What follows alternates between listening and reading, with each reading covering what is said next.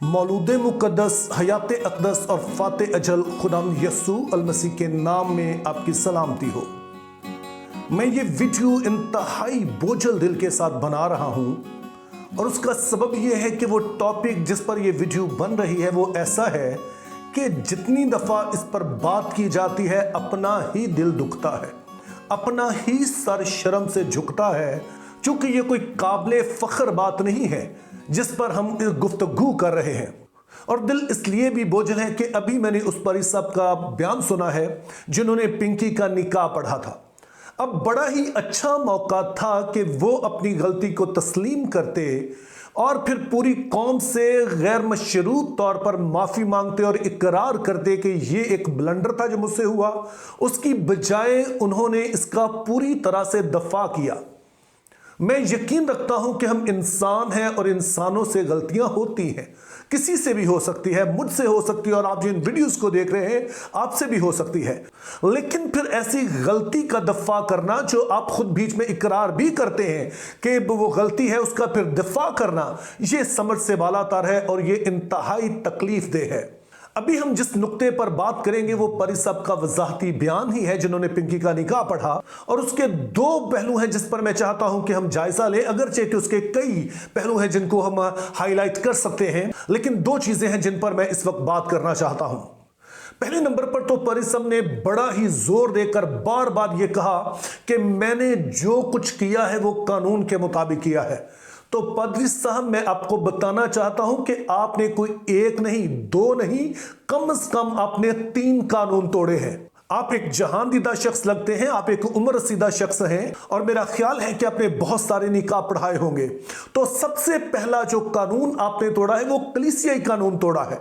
सो कलीसियाई कानून ये है कि जब बारात आती है तो लड़की का निकाह होने लगता है, तो जो पादरी साहब होते हैं जो लड़की का निकाह कर रहे होते हैं वो लड़के वालों से चर्च का लेटर मांगते हैं। वो पूछते हैं जी जिस चर्च से आप हैं उस चर्च का हमें लेटर दिखाइए कि क्या चर्च ने इजाजत दी है कि इस लड़के की शादी जो है वो इस लड़की से हो सकती है।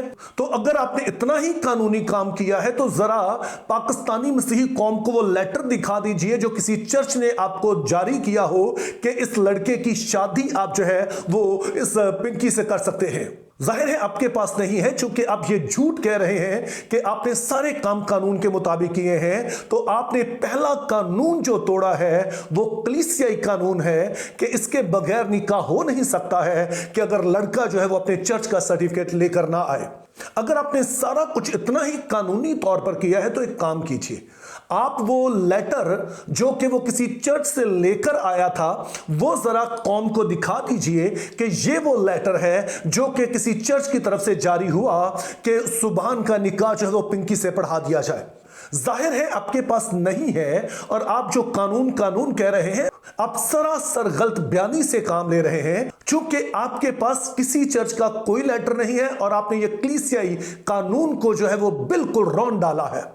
लेकिन इसके साथ आपने एक दूसरा कानून भी तोड़ा है जिसके तहत दरअसल मुकदमा दर्ज हो सकता है आप पर। क्या आप जानते हैं कि लड़के वालों से क्यों कहा जाता है कि वो लेटर लेकर आए अपने चर्च की तरफ से? क्योंकि ये लेटर सबूत होता है कि जिस लड़के का निकाह आप पढ़ रहे हैं वो क्रिश्चियन है। क्योंकि क्रिश्चियन मैरिज एक्ट 1872 के मुताबिक जो मसीही निकाह है वो सिर्फ 2 मसीहों के दरमियान हो सकता है। ये एक मसीही और गैर मसीही के दरमियान नहीं हो सकता है। ये पाकिस्तान का कानून कहता है, जो बार बार आप जोर दे रहे हैं जी वो पाकिस्तान का कानून है। ये हमें बताता है कि निकाह, मसीही निकाह जो है 2 मसीहों के दरमियान होता है। एक मुस्लिम और एक मसीही, एक क्रिश्चियन और एक हिंदू, इस तरह से निकाह नहीं होता है। दोनों का क्रिश्चियन होना जरूरी होता है। तो जब ऐसा निकाह किया जाए जिसमें दोनों क्रिश्चियन ना हो तो परी साहब मैं आपको बताता चलूं कि यह सिर्फ एक गलती नहीं है, यह जुर्म है, यह पाकिस्तान के आइन की खिलाफ वर्जी है। लेकिन इन दोनों को जरा एक तरफ रख दीजिए, आपने सबसे बड़ा कानून तोड़ा है। खुद आपका इस वीडियो में दावा है कि आप एक पढ़े लिखे शख्स हैं, आपका अपना कहना है जी, आप जो है वो कोई एक अनपढ़ शख्स नहीं है, कोई ऐसे जाहिल आदमी नहीं है, और मैं इसका यकीन करता हूं। तो मेरा फिर मानना है कि आपने बाइबल पढ़ी है, तो बाइबल में से कोई हवाला कौम के सामने रख दीजिए कि जहां बाइबल कहती हो कि तुम अपनी बेटियां जो है वो गैर मसीहों को, गैर कौम को दे सकते हो। कोई एक हवाला जो है वो सामने रख दीजिए। आपने खुदा का कानून तोड़ा है, आपने खुदा के कानून की धज्जियां बखेरी हैं।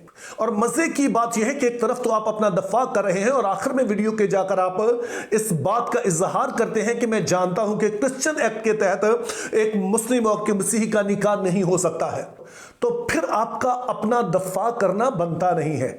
लेकिन सिर्फ आपने दफा नहीं किया, आखिर में जाकर आपने एक माजरत की। और सुनिए कि आप माजरत क्या कर रहे हैं। आप माजरत कर रहे हैं कि अगर किसी की दिल आजारी हुई है, आपको दिल आजारी के लिए माजरत नहीं करनी है, आपको अपनी इस गलती के लिए माफी मांगनी है।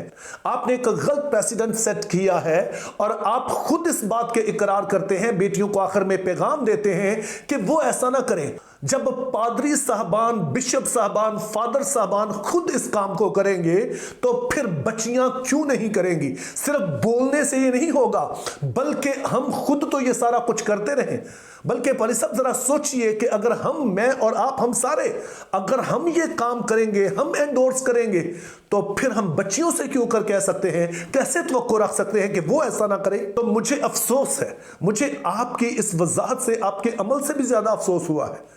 और मैं फिर से आपका हम खिदमत होने के नाते हाथ जोड़कर आपसे दरख्वास्त कर रहा हूं, इसको डिफेंड मत कीजिए, प्लीज इसको कबूल कीजिए, खुले आम इकरार कीजिए ये गलत था, ये ब्लंडर था, ये गलती हुई है।